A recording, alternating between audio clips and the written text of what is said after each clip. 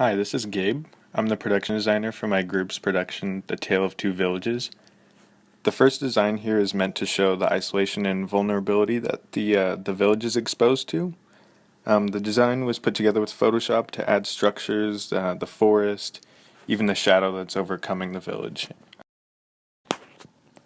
This next shot shows the coast that the entire village and the monument overlooks. This shot for me sets the tone for the whole story by implementing the dark clouds and the dark sea. So basically, the audience is aware that tragedy is nearby. This is another shot of the monument over the coast. I made the monument balance in the composition because the gem at the top is actually broken, signaling that something wrong is going on. And almost everything in the image is photoshopped and made to look dark and tragic. My favorite shot that I made is this one here because of how much power you can see that the evil woman has even without knowing the story. Both characters are nearly silhouettes, implying that whatever she's telling him is shady and evil. The background of the image was found online. The two people in the front are photoshopped in, as well as adding attached shadows onto them. The blur of the background is used just so you don't pay as much attention to the back, but the vibrance was actually increased so that the fire would look like it's really burning over the woman's shoulder.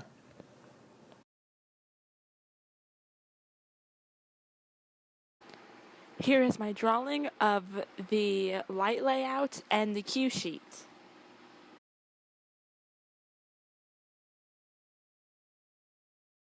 For scene 1, I chose to use sounds of the wind and the waves, and also I use an explosion sound to go with the building being destroyed, as well as rumbling of rocks to show it crumbling down, and then it returns back to the normal state that it was before. For scene 1, I chose to put the lights up behind the monument with the blue gel to get a natural moonlight look, and to get the viewers an eerie feeling, like something is going to happen.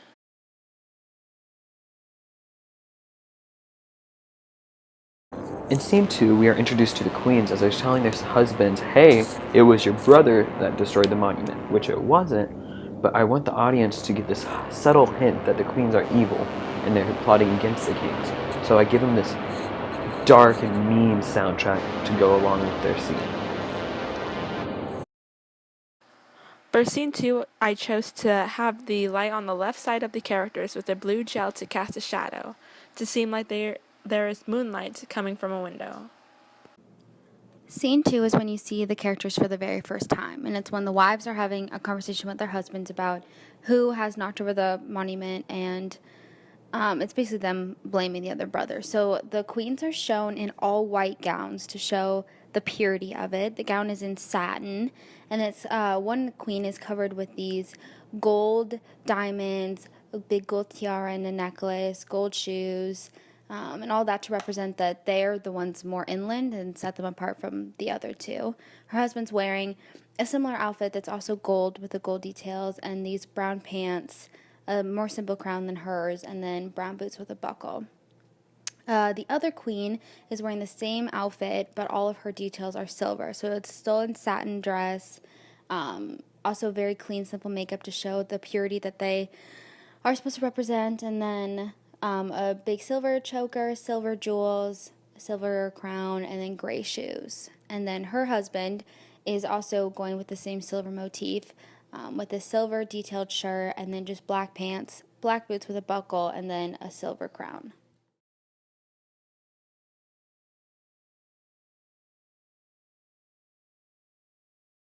For scene 3 and 4, since the brothers are having a memory of times past, I'm showcasing that with the music of some like piano background, like the sense of like joy and happiness of being with their brother. And then that changes suddenly when the kings realize that no, they destroyed their brother, destroyed the monument, and that they need to go to war. So it changes to this dark, thunderous music. Scene 3 and 4 are the flashback scenes, so I was looking for a more older look to the scene. I did this by making it very bright, with light in the front, back, and on both sides of the characters. The gel colors I used were yellow and orange.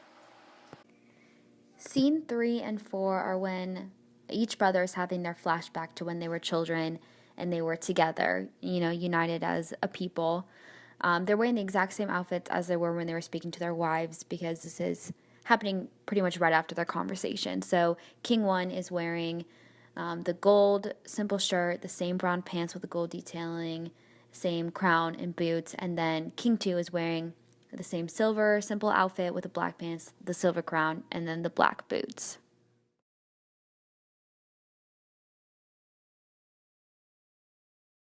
For scene 5, we are in the middle of the war, so you hear in the background the swords clashing against one another, people yelling from afar, and then you have this background music that just gets you psyched, or it makes you have that feeling of war, the classic 300 soundtrack kind of music.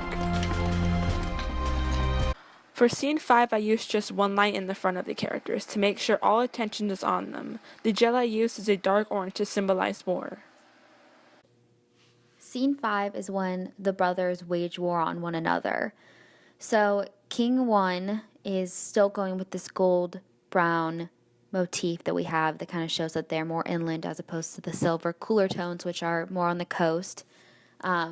He's wearing an outfit ready for war, but just with leather, no heavy chainmail or anything, to show that it's a war, but it's a little more casual than a full-fledged thing with a bunch of swords and armor and all that. So he's wearing this leather kind of shirt, and then brown pants, more casual brown boots than his king boots with a buckle, and then his hair is more swept off his face and no crown.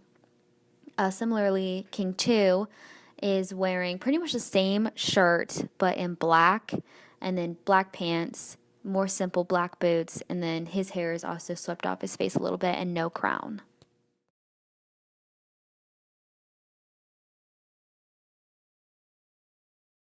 In scene 6, someone shoots the king, and as that is happening, before we see the people, I start playing the Queen's theme from scene 2, and that's just to give this subtle hint right before it is revealed that the Queen was the one, or the Queens were the ones behind it all the whole time. For scene 6, we chose to have a light behind the wife when she is revealed to have shot her husband with an arrow. The gel I used is a dark red to make the scene more dramatic, and the tone of the scene to be betrayal. Scene 6 is basically the end of the war. Both brothers have been fighting, so their clothes are completely torn, dirty, probably have blood on them. Their boots are, definitely more beat up, and then kind of they have got scratches on their face. They look dirty, they look sweaty, they look like they've been fighting for so long. So the first brother is wearing that, but his outfit's a little more brown. And then the second brother is wearing the same kind of beat up clothing, but just with more black. And then same kind of dirty face, scratches on him. It looks like that, they've been fighting this big war.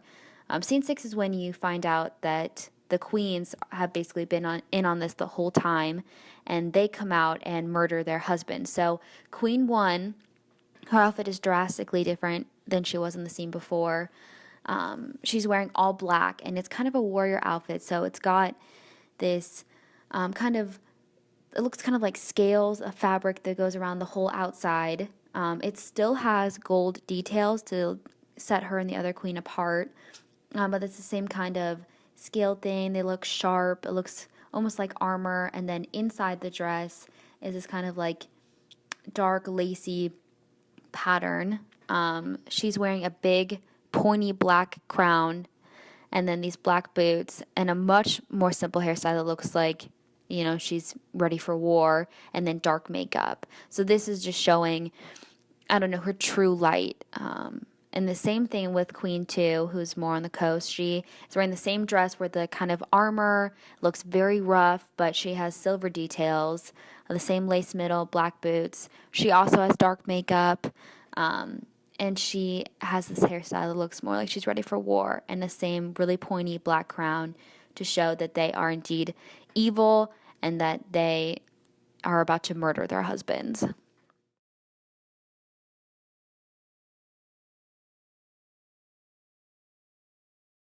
In scene 7, the queens bring the villages together after they had killed their husbands, and without the villagers' knowledge of them being evil, the queens bring the villages together, and there's this victorious music like, yes, we have done it, we have made it, we are once again together as one village.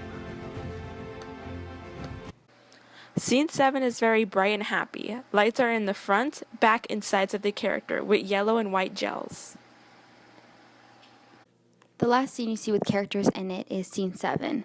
By this point, both kings have been killed, and the wives are now ruling over the unified kingdom. So both queens are in just very big, elegant gowns. And one is in this red velvet with the same kind of gold detail, a big gold necklace, and then a thinner tiara, and then more regal-looking makeup, and a simpler hairstyle than in the first scene, and then these gold shoes. And this is just supposed to represent that she's now her own ruler. She's not ruling under anybody else. She doesn't have to portray an image of purity. She is now portraying an image of power. And then the second queen is wearing the same outfit, but in this purple velvet, same big necklace, silver details, gray shoes, regal-looking makeup, a thinner tiara, and then a same very elegant queen-like hairstyle, but much simpler.